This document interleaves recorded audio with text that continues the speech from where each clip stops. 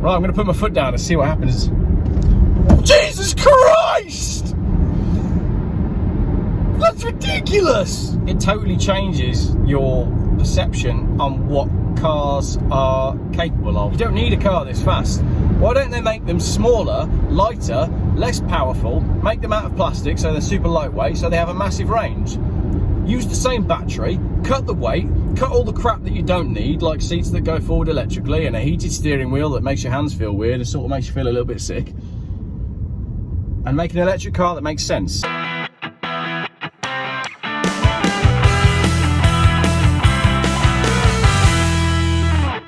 Quite an exciting day today. We're off on another little road trip. This time we're going to Lister's Volvo, just outside Worcester on the Bromyard Road, where I've been before. I filmed their 850 T5R, the gull yellow car, in their showroom not so long ago. And I got a message from their marketing manager just the other day saying, we got something interesting in here at the moment, if you'd like to pop over and have a little look. So I'm taking my 850 T5 to Volvo for a health check. And at the same time, I'm going to have a little look at what they've got in their showroom that's a little special.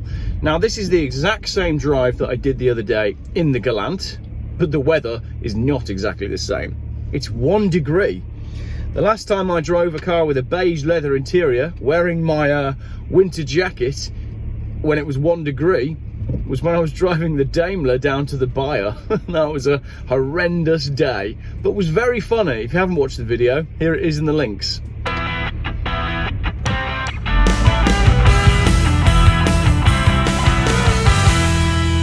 Well, this is awkward. I've popped to Volvo to talk about some old-fashioned technology, and they've said, why don't I go for a little run in some new technology? So this is my first experience of driving an electric car, and I'm apprehensive, but let's see. So I'm Alex, Lister's Volvo Worcester, and I'm going to let take the C40 out for his first electric experience.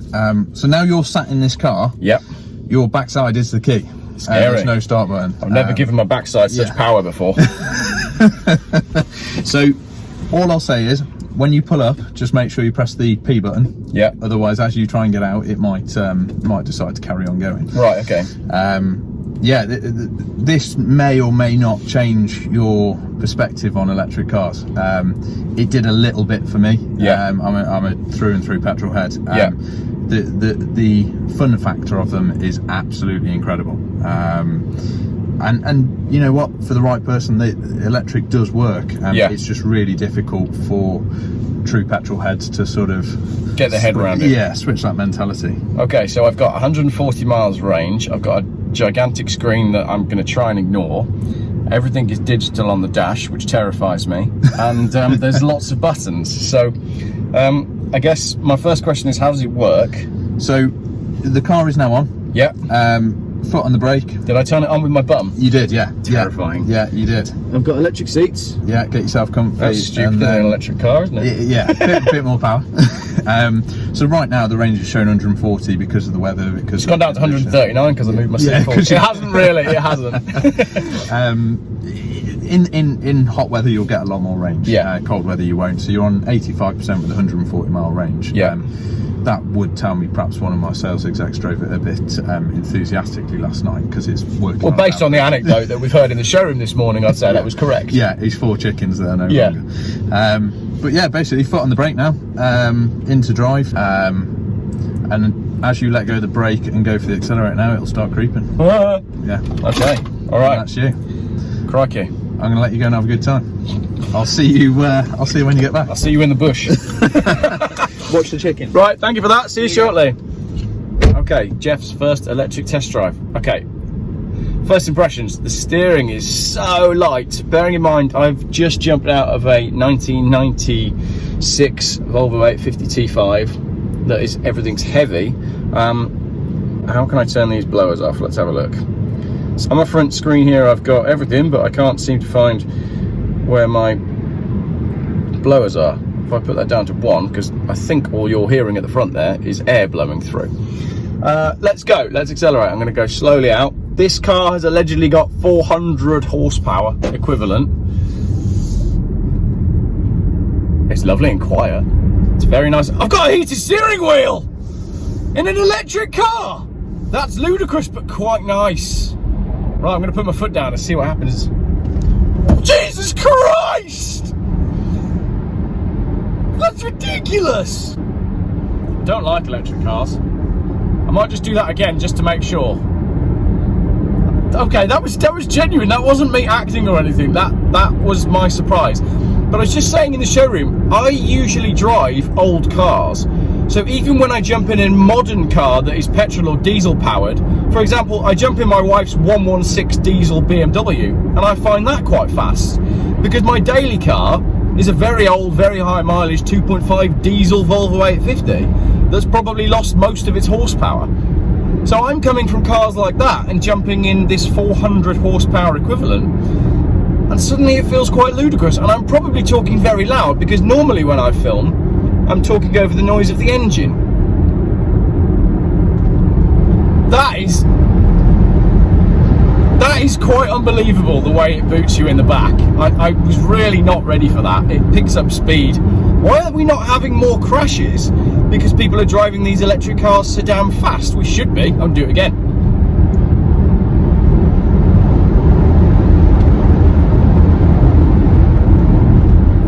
That's well, that's eye-opening. That is quite eye-opening. I've got this lovely full-length glass roof. And this is a demo car, so I presume it's fairly high spec. Obviously, my hands are being warmed by the heated steering wheel. I think my heated seat's on as well. It is as well. I think my heated seat has decided to come on by itself. I mean, I'm not complaining because that is lovely, but like I said, I've never had so much power in my bottom before driving this car. Obviously, I don't like the fact that everything in here is digital. I have digital maps, I have digital, well, it's basically two iPads. I'm essentially staring at two iPads. There's so much on this one I don't know what is going on, and there's so much on this one I don't know what is going on, so I'm going to leave all of that stuff alone. But we'll get out onto a slightly faster road and see if we can have a little play with it. So this car is absolutely jam-packed full of technology. I can put on different driving modes, I can put on speed assist, I can put on lane keeping aid, and steering assist. I don't want assistance with any of those things. I like to be in charge of it. Okay, I don't like the heated steering wheel. It's a bit weird. How do I turn that off? Like, it was nice when I first jumped in the car, but now it's just a bit odd.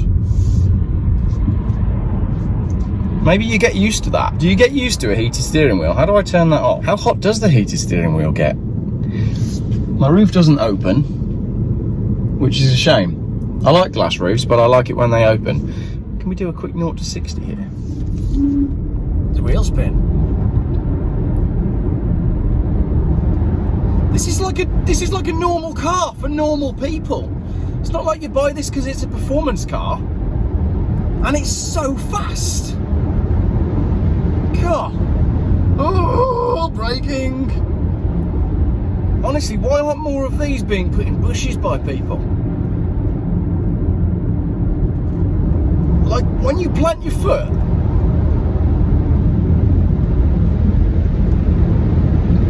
crikey, I'm going fast. These things are dangerous. How did it do that? Honestly. Okay, I know you're all there in the comments being like, oh, Geoff, everybody told you that electric cars were fast. Why haven't you done this before? Because I'm just a bit, I don't know. It just doesn't, it's great and everything, but it almost doesn't feel right. If that makes sense. Would that get old? Seriously, would that get old?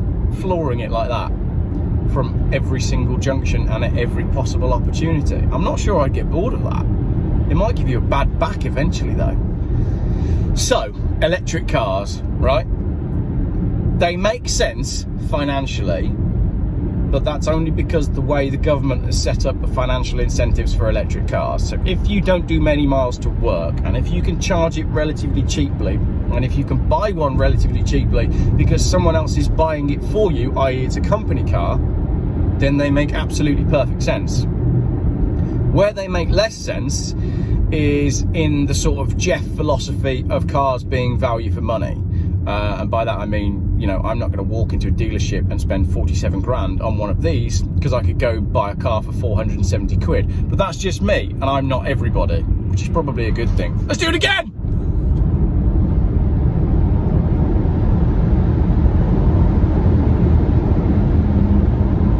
Okay, this is ridiculous.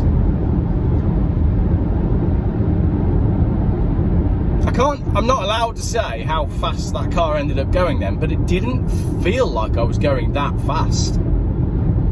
It's very, very deceptive. Like, driving an electric car, my concept of speed and how fast I'm actually going has gone out the window, because there's no noise, there's no sense of occasion. I'm not engaging the clutch, I'm not working my way through the gears, I'm not listening to the gearbox working and hearing the revs.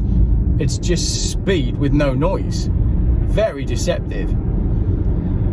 So, people who drive electric cars, do you spend your whole time watching the speedo and the range?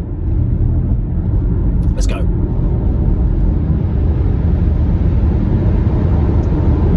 That is ridiculous. Nobody needs a car that's that quick. Ride's perhaps a little firm, but modern cars are always firm.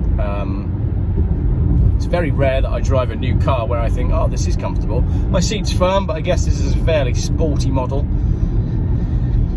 What else is there to say about this? My range has gone down by 10 miles, and I've driven, well, I definitely haven't driven 10 miles. But then my Volvos do that anyway. It's very rare your range goes up in a Volvo. You can't compare a second-hand diesel car with anything new and electric, because unless you're comparing the way the vehicles are financed, it's never ever going to be a fair fight. The electric car will always come out on top, other than the times when the old car will always come out on top. So unless you're comparing in a very fair way, for example, saying something like, I have £50,000 in cash, what is the best value way for me to buy and run a car for the next 3 years? Because not everybody wants to drive around in 30-year-old Volvos. I realise that. You lot do. I do. But not everybody does. So if you've got 50 grand to spend, you probably wouldn't go and buy a car for £1,000 and pocket the rest. I would. You probably would. Some people wouldn't.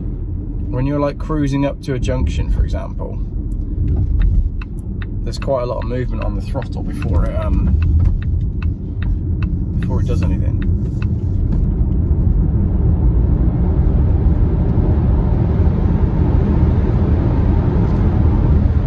This is just too fast. No one needs to go this fast. I think if we're going to go all out for electric cars as a nation, we need to straighten all the roads. It's like I'm almost finding it scary. Like I'm holding on. Like I'm holding on and I'm hoping that I don't crash. And again, people who are watching who drive fast cars all the time are probably like, well, whatever. This is not what cars used to be like. Cars were never like this. In the old days, if you had a car that could do 0 to 60 in, say, 7 seconds, that was something ludicrously impressive. The Volvo 850 T5s, when they first came out, were fast cars, 230 odd horsepower. This will do 0 to 60 in, well, I'll tell you in a minute.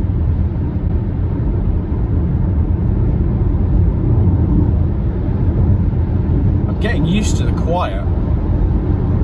I guess that's how quickly it happens, isn't it? All I've got is tyre noise and a little bit of wind buffeting. And do you know what? It's nice. It's peaceful. I get it. I've got a chunky steering wheel that's quite nice. Obviously, as I've said, I don't like the big screens. But I've got proper door handles. I've got Harman Kardon sound system. There's a lot to like about it. There is. Apart from the price and all the obvious things that I've said before in my other videos. The thing is, once you've moved over to an electric car, you're never going back, are you? You're never going to go back from this. Why would you go back to internal combustion, diesel or petrol, once you've had an electric car and you get used to driving it to work in the morning and it being charged and never putting petrol in and charging it at home and possibly charging it at work? You're never going to go back to petrol stations and standing at the pump for 10 minutes in the cold on a morning. You're just never going to go back to that unless it's for financial reasons, i.e. for some reason you can't afford the payments on your electric car. The rest of the time, as a sort of cultural transition, once you go electric, you're not going back. Is that worrying? Well, I don't know, because it really depends on the mix of where we are getting our electricity from, doesn't it? If we can reach a stage where we are powering our electric cars by safe, renewable energy and not coal power stations, then that's all well and good. But you can't deny the environmental impact of making one of these cars. So you have to suspend your belief in the good of the planet when you're buying one, because it only makes financial sense for yourself. There's a load of green lane guys just gone down here. I'm going to follow them. Look at these guys up ahead in their gas guzzlers doing off-road stuff with all their roof racks. Don't they know what harm they're causing to the environment by going out into nature and burning fossil fuels to power their vehicles? Look, he's even got wood on the roof of his roof rack. What's he going to do with that? Burn it? I'm going to jump out. I'm going to have a word. Unbelievable destruction of the environment that's taking place right before my very eyes with these three big gas-guzzling 4x4 trucks.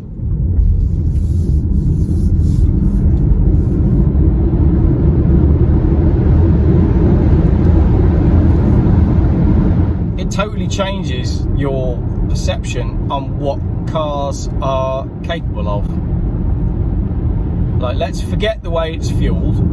The performance is ludicrous, absolutely ludicrous. And if you're going to be driving around in a city, and we've all been in cities where there is pollution and you can smell it, you know, you're walking along and you've got traffic next to you, it's not nice. So if you can look at, there's another car there with a wheel falling off. What's with trailers and wheels falling off? We had this in my last video.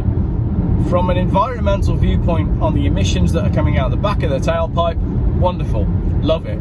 On the performance of the vehicle, absolutely love it, brilliant. Don't even mind the fact that it doesn't make any noise whilst doing it. It's just great fun. As a car, well, it's still a car, it's still got seats, still got doors, still does all the car things apart from towing trailers. As a long distance proposition, no, not going to work. Could I drive this car to Cornwall right now without any major trouble? I'd have to work out charging it and whatnot, so I couldn't. Could I drive it up to Scotland with my T5? I just fill it with petrol and then I go. With this, not so much. Let's try another 0 to 60 just here. Again, like, I can stop in the middle of the road and I know that I'm going to be able to do it because I know that I can gather the speed fast enough. Here we go. 0 to 60, nothing coming, straight road ahead, go. 60.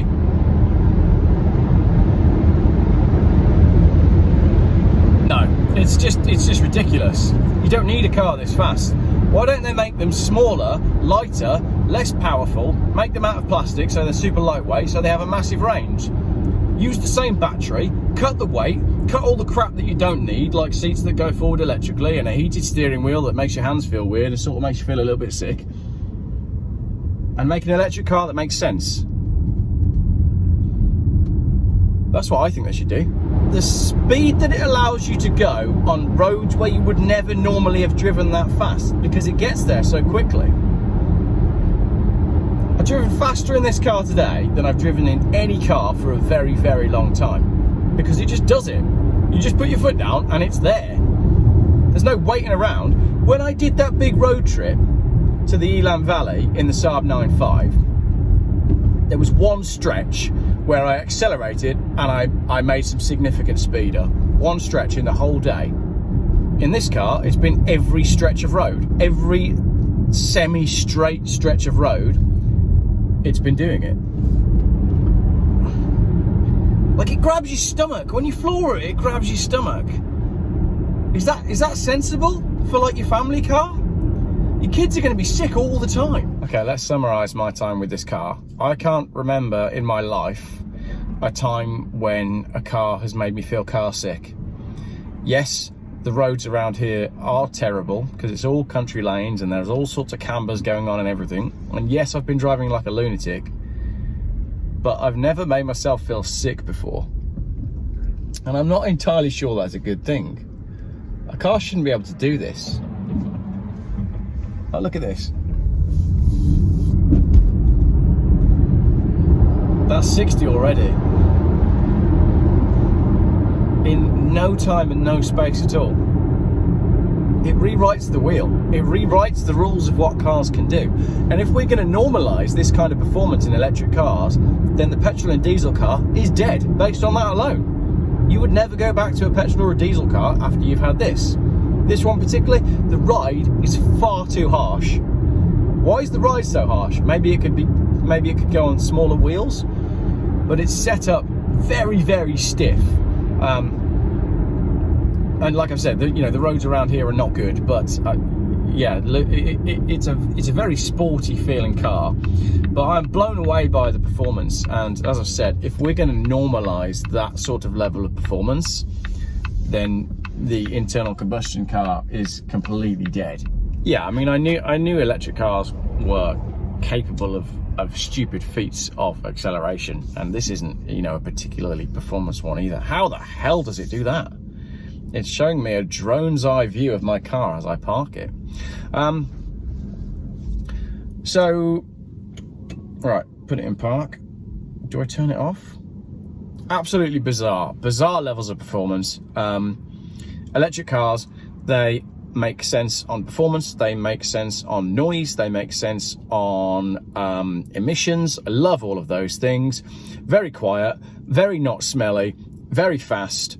So depending on how you finance it, it makes absolutely perfect sense. Yes, you had to build the thing in the first place. Yes, that creates huge pollution problems. Yes, it's massively, massively overly technically complex. There's all sorts of things on here that I don't need, but I get it. I get why people buy them. Well, they lease them. I better give it back now.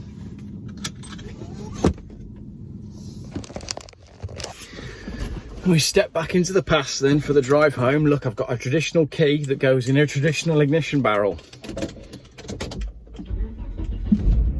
I'm not sure how I feel about all that.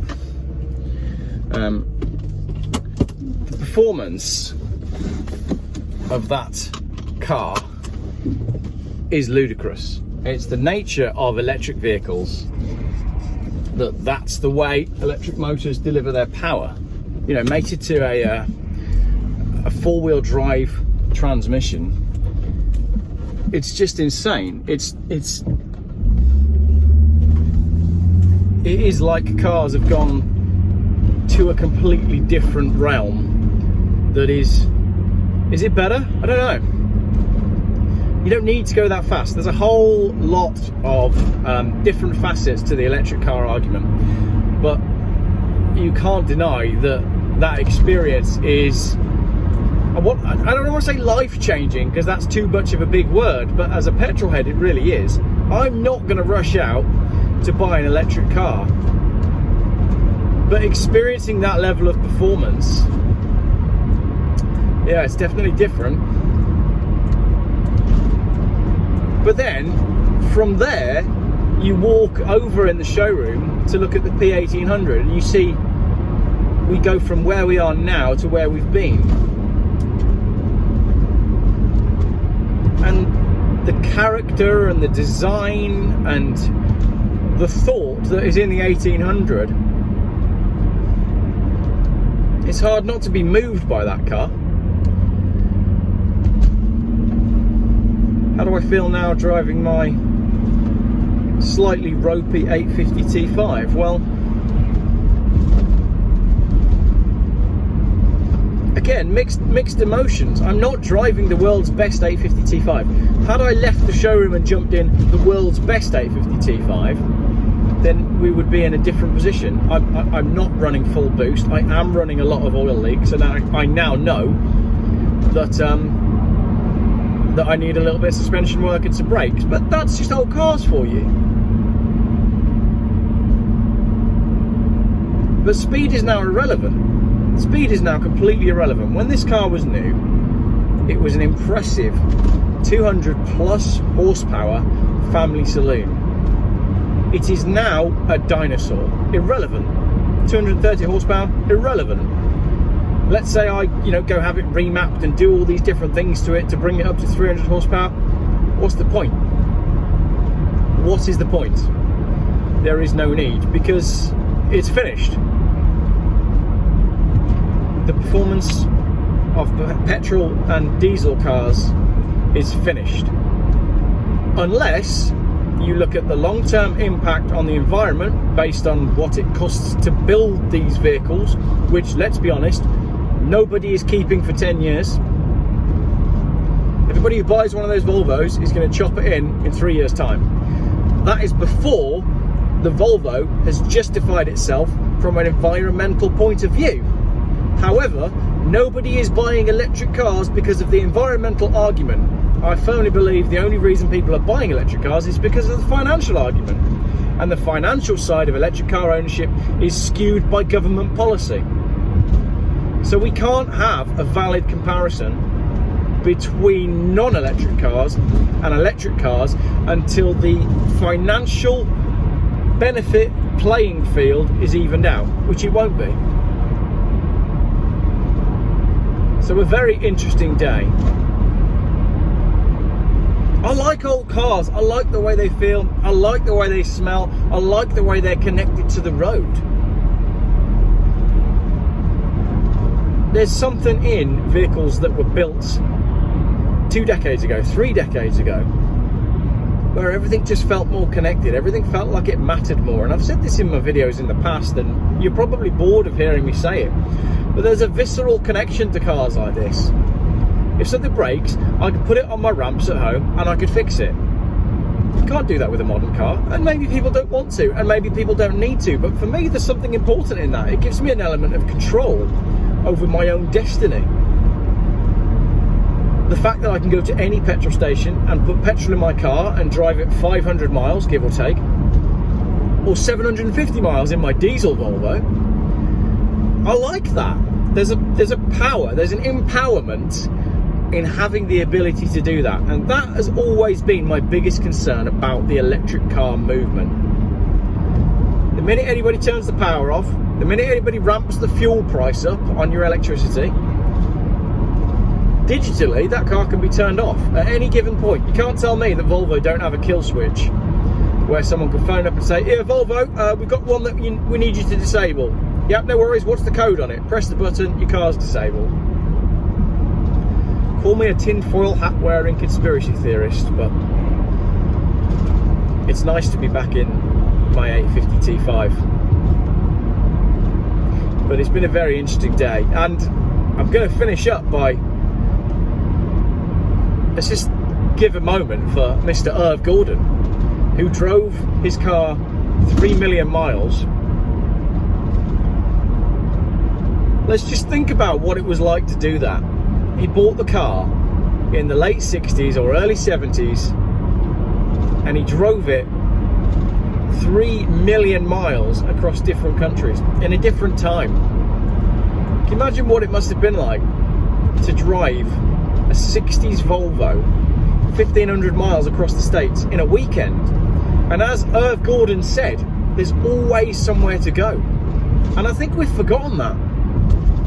It's so easy to not do anything and not go on these adventures and not jump in the car because you don't want the kids to be sat in the back and you don't want them to be on their devices, and the wife doesn't want to get in the car because she's been driving around all week.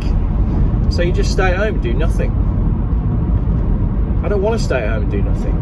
I want to get out and explore. I want to go places. I want to see things, and I want to drive my cars. And I don't want to be limited by range, and I don't want to feel seasick because the acceleration is so hard and the suspension is so harsh.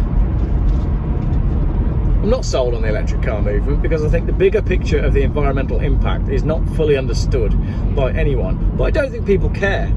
I think that's why I get so annoyed about it. It's mostly virtue signalling, and if it's not virtue signalling, then it's your wallet. And there's nothing wrong with that. We're all driven by money. I don't know. Today has left me feeling, I'm not sure. not sure. Let me know in the comments what you think of my foray into electric cars. Let me know if you like my T5. Which car would you be driving home in of all the cars we've seen today? Thanks very much for watching me take my electric car virginity.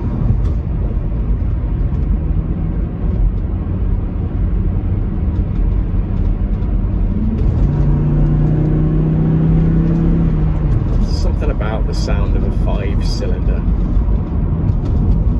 I don't know. I don't know, viewers. I don't know what the future holds.